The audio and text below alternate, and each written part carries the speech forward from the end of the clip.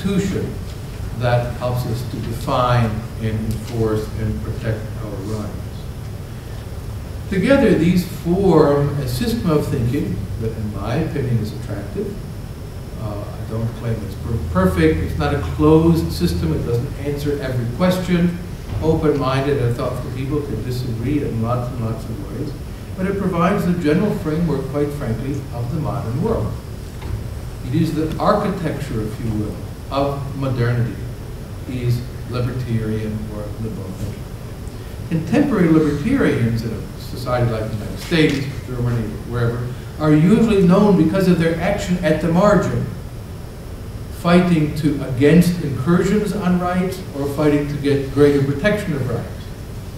And so they're usually defined in the marginality, if you will. But my view of the matter, I'm not alone in this, is that in fact libertarian ideas are central to the entire intellectual and political architecture of the modern world. That they're not as radical in some sense as they may seem, in contrast to a lot of other ideologies such as socialism, various kinds of chauvinistic nationalism, fascism, communism, Islamicism, and so on. Which stand outside of or in opposition to the fundamental principles of modernity. Liberal ideas, libertarian ideas are in fact, I think, the skeleton, the intellectual and institutional infrastructure, the skeleton of the modern world. I'd like to talk a little bit about that more in the context of talking about my book, because writing the book, in this case, it's actually primarily a collection of essays I published over a number of years. Was more work than anticipated it was going to be. I started out by collecting together a lot of stuff I've written over the years, and I'm not one of those people who endlessly chronicles his own life. No problem with those people. They are wonderful if you're a biographer and you come along 100 years after they're dead. If I ever have a biographer, which I doubt, we'll find very slim pickings. I don't have a diary. Go through my email archives at some point. But I began to just gather together stuff I've written. It turns out I forgot a lot of stuff also that I discovered. Oh, that would have been good to include, but there we go. Volume 2. So I got over 1,000 pages, and I began to cull out a lot of stuff. So this is kind of deep, and I wouldn't really write this today. It doesn't reflect well on me. Or very esoteric about quite narrow topics, or very dated about some issue that's basically long gone. But when I whittled it down to just a tiny slip of a pamphlet of 539 pages, a small type, I did notice as I reviewed it some themes that I had learned about in the course of 30 years of writing these essays.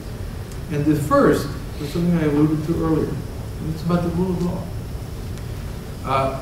There's a very intimate connection between liberty and rights and the rule of law.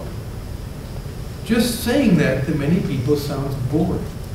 You hear the phrase, the rule of law, you can feel yourself sort of dozing off. That sounds uninspiring. Many years ago, I was in a German movie theater and saw some endless pop avant-garde sort of leftist movies, which always presents Rousseau's ideas as the latest, coolest thing. In fact, as old as rain. We keep hearing them over and over and over again, as if there's something very naughty about them. And in fact, I don't find them particularly challenging or interesting. But in the movie, there was, they filmed a very old man, and he's kind of doddering and stuttering and difficulty pronouncing it just because of his age. And he says that the Rechtsstaat, the law-governed state, is a great accomplishment. And they mock him.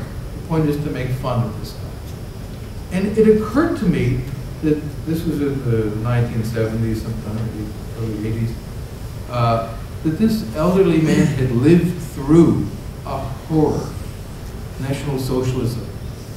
He had lived through and under a lawless state in which you were subjected to the arbitrary power of other people who could have you killed at the stroke of a pen.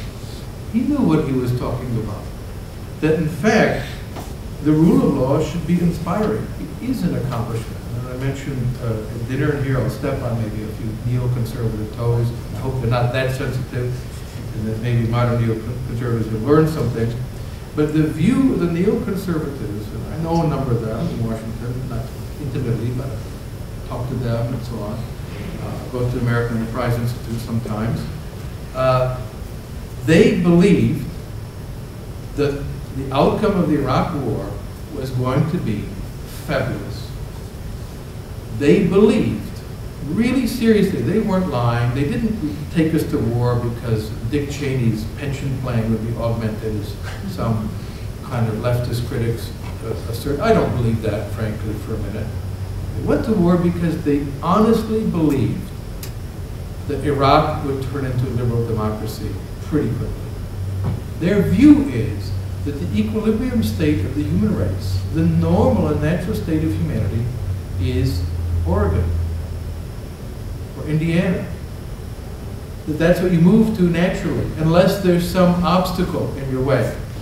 Get rid of the obstacle, and you'll move into that natural equilibrium. Everyone will be, the whole planet will be full of Hoosiers. A more noble and decent creature than which has never been spotted. They're decent and nice, respectable people. In fact, that is false, and it shows a lack of understanding of history. In a certain sense, although I'm not a conservative, I do appreciate intellectually serious conservatives, people who are motivated by Edmund Burke, whom I consider to be actually liberal, who was widely misunderstood, who was a deep liberal, who understood a topic I'm going to talk about in a moment about historically rooted rights. But serious conservatives know something about history, or ought to, and these people didn't. They don't know what a great accomplishment the American constitutional order is, and others like it around the world. And they thought it'll be easy. Get rid of Saddam Hussein, and it'll be fine. Starbucks and pop up and all the villages. This did not happen. And it's because they did not appreciate what goes into the intellectual and institutional framework of the free society. It's something that I've learned in working in a lot of totalitarian and post-totalitarian and some semi-post-totalitarian societies, if you want to put it that way, societies in transition, about the importance of the rule of law. A man whom I admired greatly, Milton Friedman, said something in 1990, when there was a great debate in the Soviet Union about what should happen. Some of you, almost not of you, a few of you may remember, there was something called the 500 days plan. In 500 days, there was going to be a radical change, prices would be freed, they would begin to institute a market economy. And Milton Friedman said there are three things you need to do: privatize, privatize, privatize.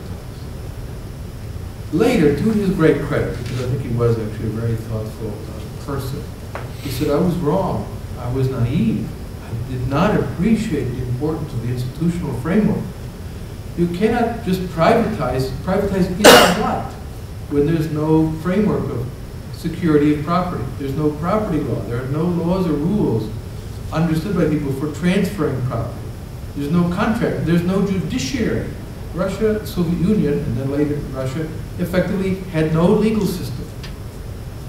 No judges, no courts, no trained lawyers who could begin to adjudicate and smooth over the frictions that we experience in human life that can be smoothed out through institutions. So building those institutional frameworks is very important and a tremendous challenge. It does not happen automatically.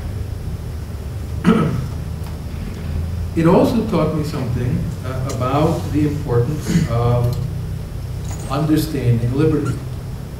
Naive formulation